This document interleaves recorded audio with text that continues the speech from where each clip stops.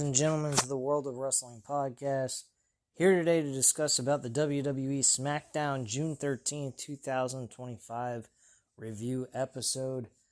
I will be going over Monday Night Raw right after this review. Smackdown this past Friday was actually a very entertaining and fun show to sit through. Very surprising that SmackDown actually produced a good show. Generally, in most cases, they're very light. They don't try too hard. And this SmackDown episode, we saw a lot of John Cena. A lot of different storylines developing for John Cena. As well as Cody Rhodes being involved in the whole situation. So we are getting hints that Cody is more than likely going to win the King of the Ring tournament. More than likely, I think he's going to be the guy that ends up winning that tournament at the end of the day. I do feel like Seth Rollins could be a possible person that screws Cody Rhodes out of the WWE title. I think that might be the direction that we're going to go with this. I mean, Sami Zayn's another option where he wins the tournament, beats Cody Rhodes, ends up beating Randy Orton, which I find very hard to believe that Randy Orton would lose to Sami Zayn. And then we get a match between Gunther and Sami Zayn where Sami Zayn wins, and then Seth Rollins screws Sami out of the title by cashing in. But those are strong possibilities that could happen. But I think we're going to be seeing more of a development of Cody Rhodes winning the King of the Ring tournament, more than likely. I think we're going to see some things develop between Seth Rollins and Cody Rhodes. We saw that last night, actually, on Monday Night Raw. When the show went off the air, we saw Cody and Seth Rollins having a stare down.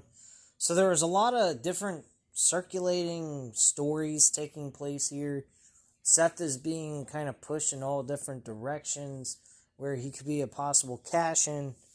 But it is definitely going to be at the SummerSlam pay-per-view.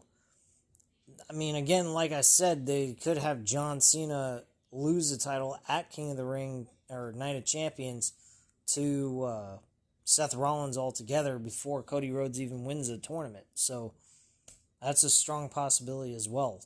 So I'm not sure where they're going with this. Should be a fun, entertaining ride.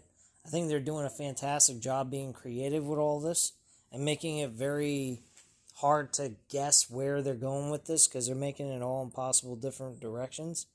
So it should be fun to see how it all unfolds. The show did start off on SmackDown with John Cena. He comes out to the ring to a mixture of cheers and boos. Cena gets in the ring, asks for his music to be cut.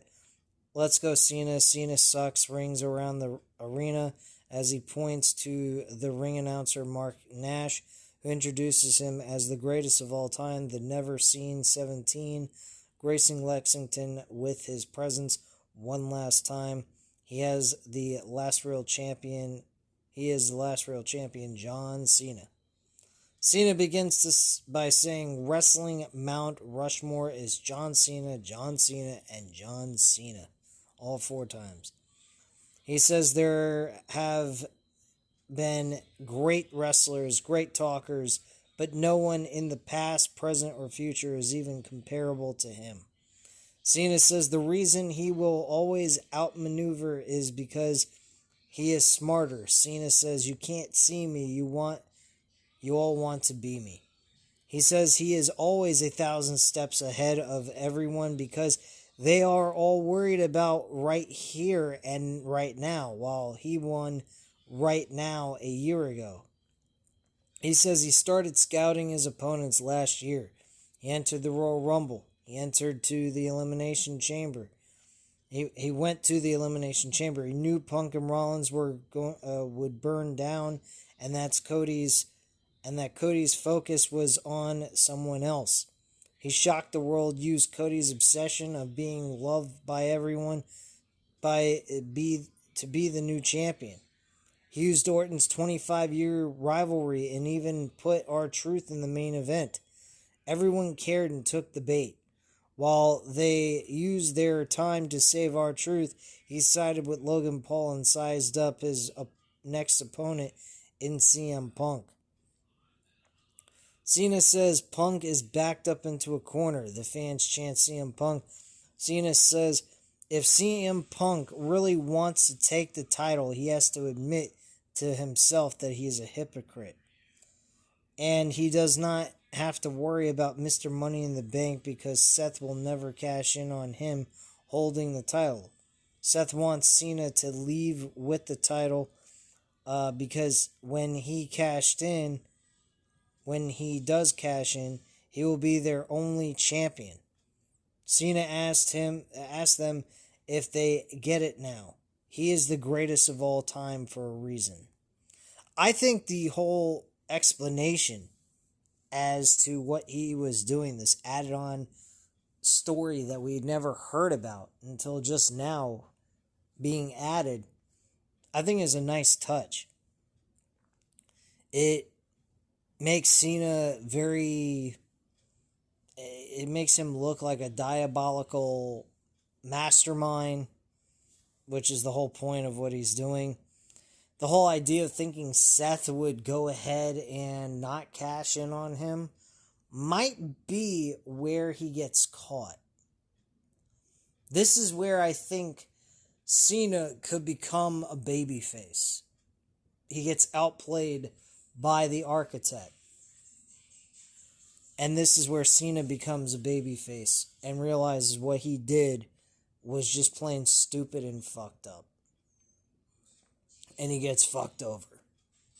And I think this is where the story takes a turn for Cena and his character as a heel and turns back to being a babyface. That's how I'd play this. Really, I think Seth Rollins is the guy to beat John Cena for the WWE Championship with the cash-in at SummerSlam. That's just what I think. I don't know about what you guys think, but let's continue on. Fans boo him. He says, while they have been busy creating fake stories to see if he sold his soul, he used math in his favor. He wins matches before they even start. In 25 years, he has cracked every code and doesn't need their appreciation. They will realize how good he is 3 years after he's gone. This is the greatest moment of their life. And for Cena, the fans are just a mathematical equation, and the math says they will never be anyone worthy enough to hold the right to hold this title again. Cody comes out.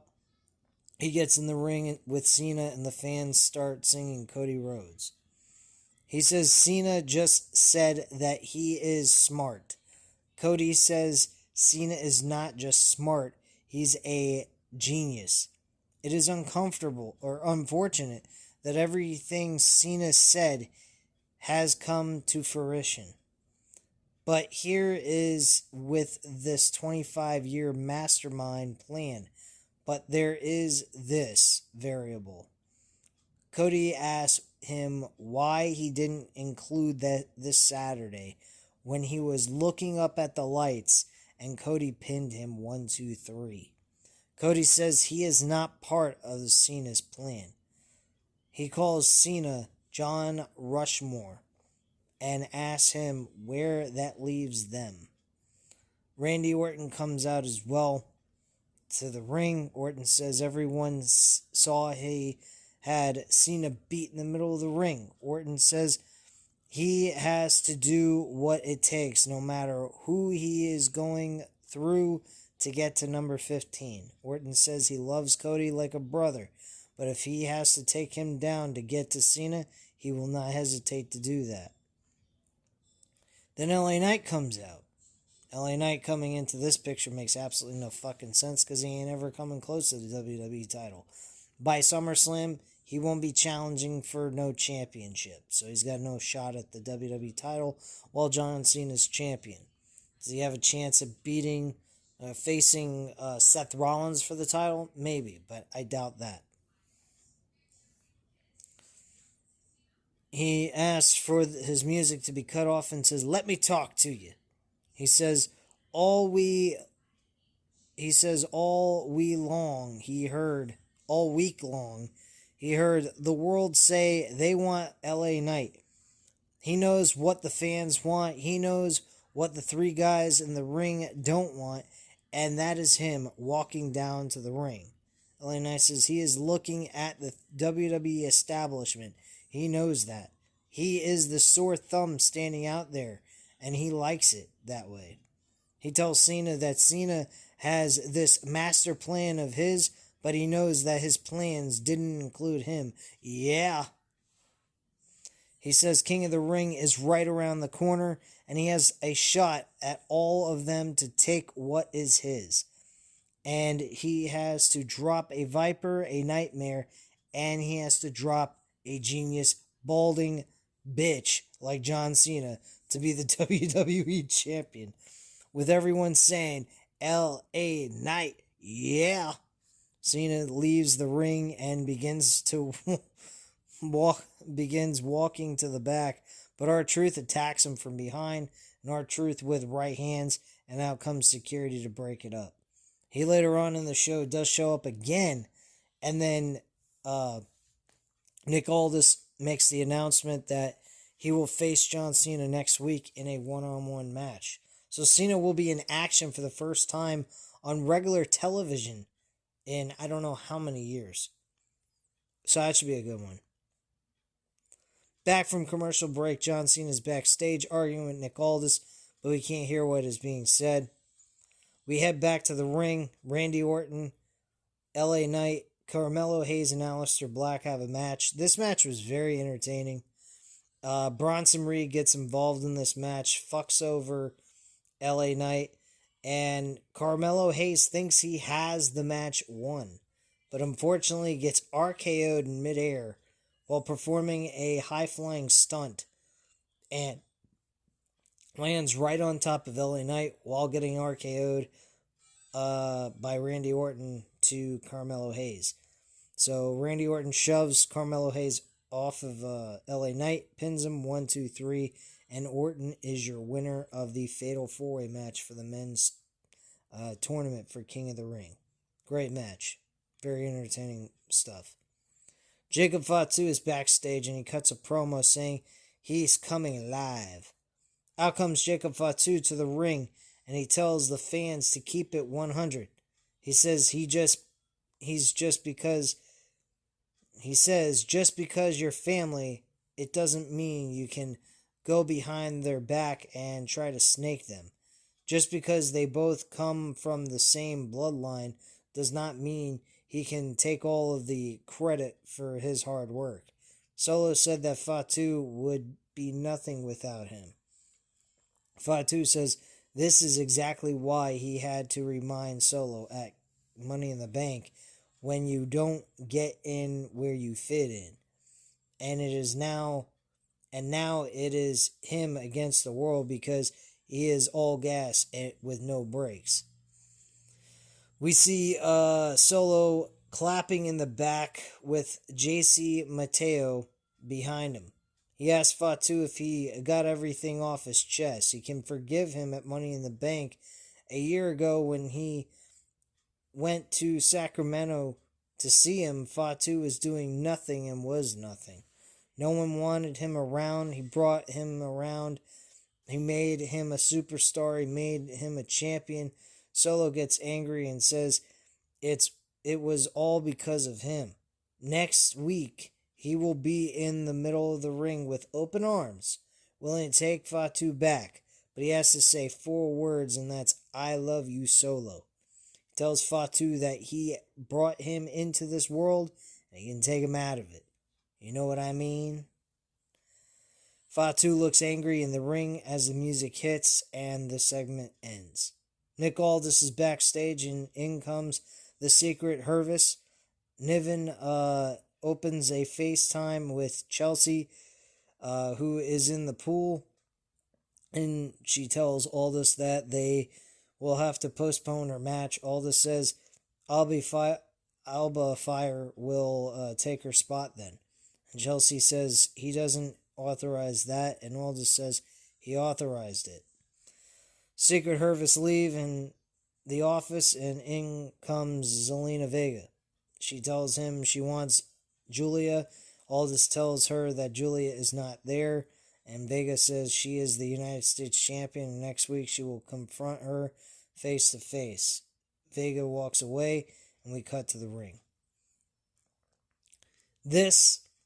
I hope Julia wins. I think Julia should be the one taking the mid-card title and being the United States champion, and Zelina Vega can no longer basically drop the title to her because she sucks as champion. I think Chelsea Green was a far better champion than she was. Not that that was much of a comparison between the two.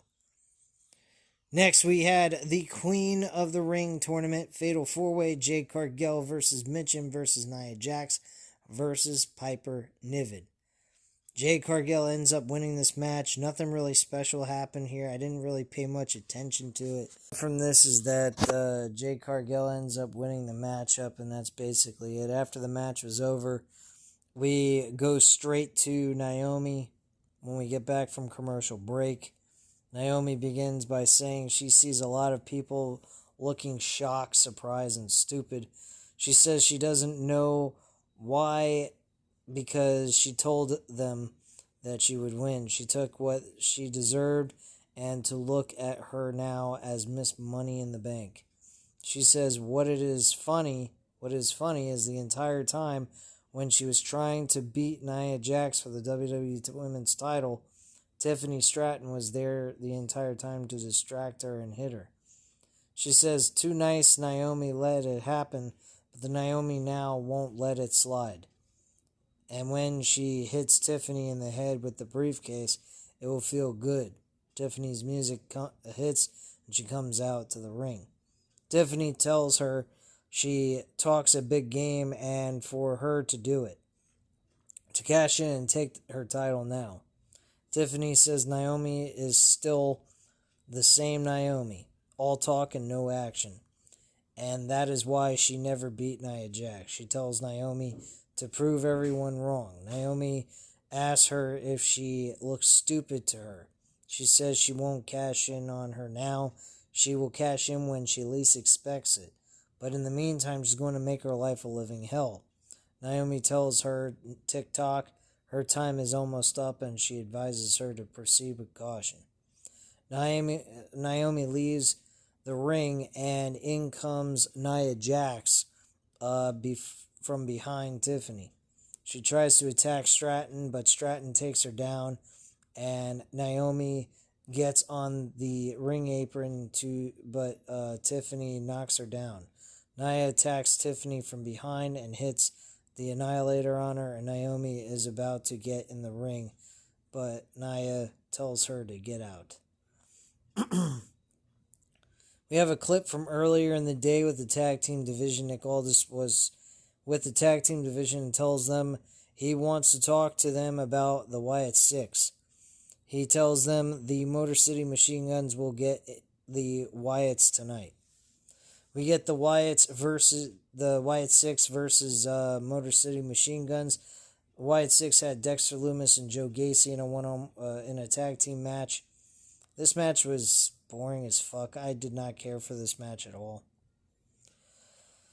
We then cut backstage, and John Cena approaches Jimmy Uso. He asks him if he has seen R-Truth, and Jimmy says he hasn't. Cena asks him if he's seen Ron Killings, and Jimmy says he hasn't. Cena tells Jimmy he knows he is close, and to tell him that he's going to get to the ring right now.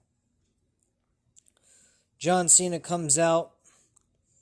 He tells the fans to shut their mouths. He says there is a level of disrespect that he can tolerate. He tells R-Truth that he crossed some lines. The fans chant, "We want truth," and Cena says for once he agrees with them. He says there is a time to talk and a time to fight, and he tells Truth to come out and fight. CM Punk comes out actually instead. Cena's surprised. Out comes Punk smiling. Punk grabs a microphone and sits on the top rope. The fans chant for CM Punk. He says, "Is it great to be alive on a Friday night in Lexington, Kentucky, or what?" He steps down and asks Cena if he heard him say something about disrespect. He says the people are tired of being disrespected, but now Punk has a microphone and he has yet to begin to reach the levels of disrespect they are capable of. But for old time's sake, he's giving Cena a chance, the benefit of the doubt. Maybe his empathy is too much. Maybe he's too much Obi-Wan Kenobi talking to Darth Vader looking for Anakin Skywalker.